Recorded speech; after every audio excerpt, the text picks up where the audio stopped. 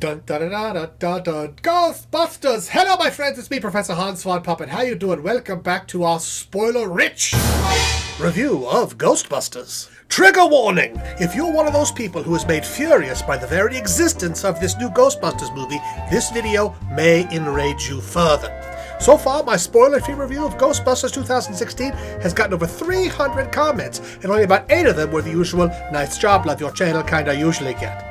I tell you, my gun control video didn't make people as angry as me liking Ghostbusters did. Honestly, if you read those comments, there is way more harmony and agreement between the Second Amendment people and the gun control people than there is between the haters of this film and anyone who would dare to like it. Listen, all reviews are opinions, and yours is just as valid as mine. We made this spoilerful review right after the other one, before all the rage started rolling in. This review is framed in the context of an open mind, as all reviews should be, and not as a salvo in the furious battle of fanboy controversy that is swirling around this lovely movie. You can find plenty of that elsewhere on YouTube. I think that's about everything, and now back to your video already in progress. We already saw, hopefully, our spoiler-free review, where we told you that we loved it and you should go and see it. Yes. So now we're back for the spoilers. So if you do not want any spoilers, do not watch this film. But if you've already seen it, or you're not going to see it, I don't care, then go ahead and watch this film and we'll tell you some of the details of what we liked and didn't like about Ghostbusters 2016. Did you notice at the end it had a subtitle? It said like, Ghostbusters Answer the Call.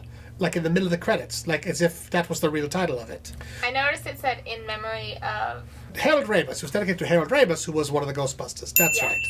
And he and they had there was cameos. There was cameos from everyone. Yeah, it's shot through with cameos. Lots of fan service. Bill Murray plays a paranormal debunker who has some very hilarious scenes. Yes. It's a very floppy hat as well.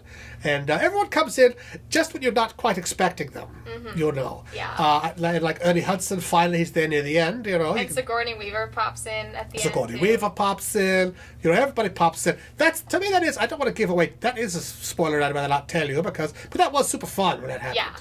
And you kind of knew that it was going to be there, but you weren't sure, like, with what. Yeah, you got to figure I kind of knew everyone was going to be in it, but they managed to dazzle you enough and get you sucked into the story enough that you're not expecting all those cameos. Rick Moranis is the one who didn't come. He was like the nerdy neighbor who was in love with Sigourney Weaver. Oh. And he got turned into one of those hell dogs in Ghostbusters. He didn't do it because he's not really acting on camera anymore. He decided he didn't want to do it, you know. So he just said no thank you to those guys.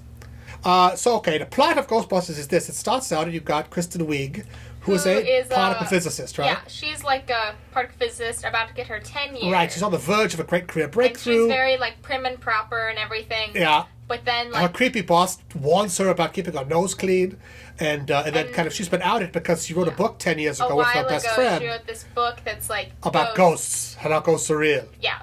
Well, she's been trying to suppress all this time, but her old colleague, Melissa McCarthy, has released all up it. in ghosts. And she's leaned in hard into ghosts. She's got this weird lab in a weird university. So she loses her tenure and her job. Right. And then hangs out with Miss McCarthy. Well, she goes there. They end up kind of getting swept into going to investigate a ghost. Which is real. Because the creepy skinny guy from The Office? From not The Office. He was in The Office, but he's in Silicon Valley. Yeah. He has a great opening scene where he sees a scary ghost and all this scary stuff happens. And, so they go to investigate it, and then Kristin Wiig has that hilarious scene where she's like, ghosts are real! Ghosts are real!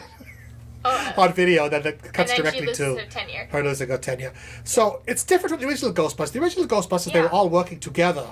And Bill Murray was kind of a fraud. He didn't believe in any of this stuff. And they're all they all have different archetypes. Like, the 4 characters aren't the same ones, just cast as females. Exactly. They didn't just say, he's the smart one, he's the goofy one, she's the nerdy one. They're original characters with their own quirks, and they're really interesting and funny. Oh my gosh. Like no one is like the Bill Murray of this, no one is the Dan Aykroyd of this, no one is the Harold Ramis of this. Yeah, they're just like the Kristin Wiig and the Miss McCarthy. And right. It's cool because, like, Kristin Wiig and Melissa McCarthy are kind of like the more, like, leading roles. Well, they're the kind of real scientists, yeah. But then Kate McKinnon, who's like the engineer. She's so hilarious. And Leslie Jones, like, steal the show. The two of them are the funny. They steal it. They're so funny. Kate McKinnon is so funny. She's such this weird, like, is she a lesbian? Is she not? Is she just this crazy, like, science nerd? Like, she licks her pistols and stuff. She's super into everything. She's just an awesomely well-observed nerd. And then Leslie Jones is like smart, like more like street smart. Well, she works in the subway, but she's also very intelligent.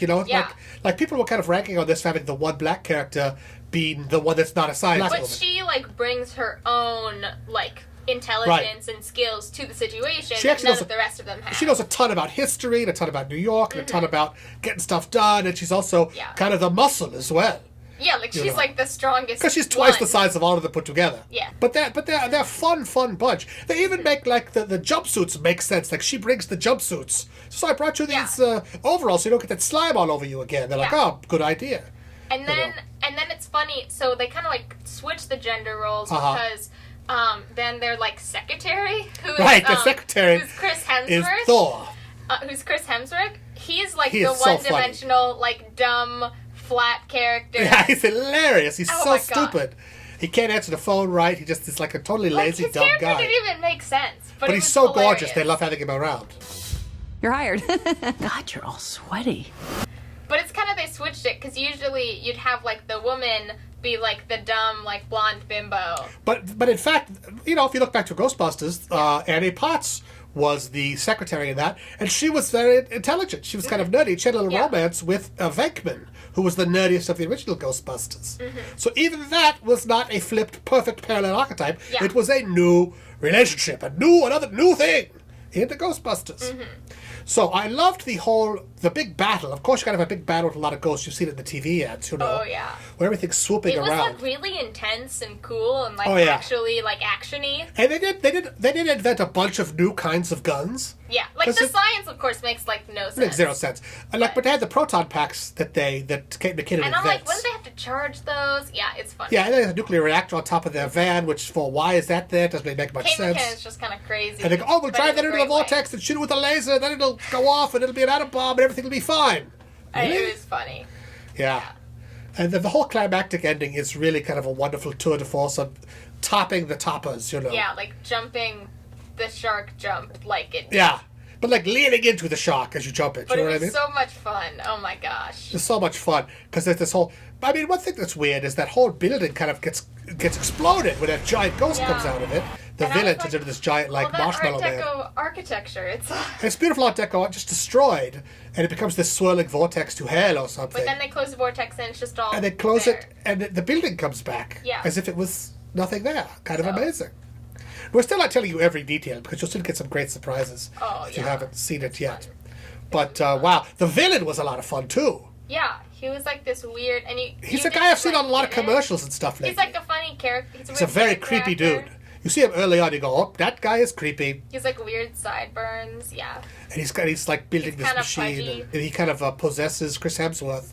Oh, and now he's hunky and gorgeous. That's like the best part. And like, you gotta stay through the credits. Oh, indeed. Because first of all, the credits are just funny. Like, they keep adding there's ad takes, extra scenes all through the credits. At the very, very, very, very, very end, there is like a perfect sort of Avengers-like tease for that they're set up. Like, the hammer is cocked for the next Ghostbusters film with these characters. Like they move into the fire station and everything. Yeah. They got the fire station. Now they got funding from the government. Now they're all set. Yes. Another interesting difference is in the original Ghostbusters, they started the Ghostbusters as a business to make money eradicating spooks. Oh. And they had this whole array. They caught lots of them, and they would lock them up, and they became like super famous as the Ghostbusters. You remember? Yeah. And then the government came and shut them down. That was the big villain. In this one, it's like everyone thinks they're frauds, and then the government knows that the ghosts are real, but they want to say that they're frauds, so like you don't get mass hysteria. Right. Andy Garcia does a great job as the mayor of New York. He totally nails what that kind of guy is like. And so the plot, like, they never become successful. They always stay outsiders the whole way through, which is, again, a totally different plot than the original Ghostbusters. So fear not, you're going to get a fresh slice of pie from the comedy cake. Yeah. That makes and no it's sense. Like beautiful, and the music is good, and it's like just cinematic enough. Well, it's not like a comedy. And the effects are really cool, and really they got a lot of good jumpy scares, and lots of good like slapstick kind of stuff. Oh yeah, hilarious slapstick. Yeah. Like all the jokes you see in the trailer. I was ready for all of those, and I laughed at none of those because there's so many more hilarious jokes than that. It's cool. Like some of the ghosts are like genuinely scary. Like when they possess like the mannequins. Oh, that was scary. A room full of mannequins. Yeah, Leslie Jones walks in and goes, nope. Okay, that's a room full of nightmares. Turns around.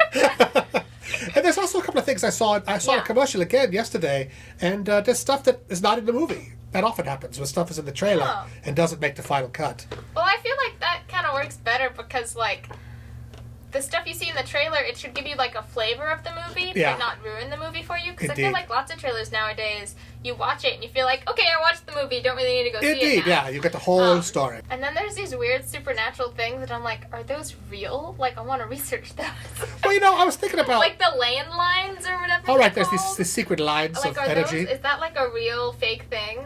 Yeah, I guess, I don't know. I don't know. I think that stuff's cool. Oh, another weird thing is, at some point they get all these ghosts of, like, you know, red coats and, you know, historical characters, right? Yeah, because it was... That makes sense. Who is that, like, dragon beast, like a ghost of? That kind of bat thing? Oh, yeah, that didn't make any sense. Is that a ghost of somebody? That doesn't make any sense. Yeah, like the ghost... Oh, it was like it looked like a gargoyle. Right, but gargoyles are not real. They're not ghosts of other things, you know? Yeah, so I don't know. Well, what's, like, the slime ball? Oh, yeah, and it's Slimer. You get Slimer who the pops guy who, up. like, eats everything? Was eating hot dogs. He was just like... He was the ghost they caught in the hotel in the original Ghostbusters. The one big ghost they catch. And is that hotel and, like, those buildings that they talk about, are they real buildings? No. I don't think so. Mostly. They shot it in Boston, actually, not in New York. Did you know that? Nope. I heard about that. They shot Boston for New York. Probably a lot of Hollywood interiors as well. Or Georgia. I think that's it. Well, that was the other film we saw yesterday. Never mind. That was the Nice Guys, which we also saw yesterday. Good. So see Nice Guys. That's also excellent. Here's the poster. Very slapstick. Hilarious, great 1970s like, adult grown-up film. Yes. But very fun. You get boobs and violence.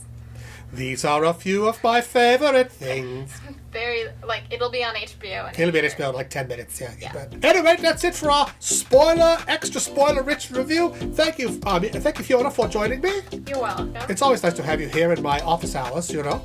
And thank you for watching. And be sure to like and subscribe and all that jazz. And be sure to click the notifications button so you never miss another video. Do it for all of your favorite YouTubers. You're the best. Who are you going to call? Ghostbusters! That was terrible. You should just play the music. We don't know how to sing. I don't have the rights to the music, you know. It's a copyright issue.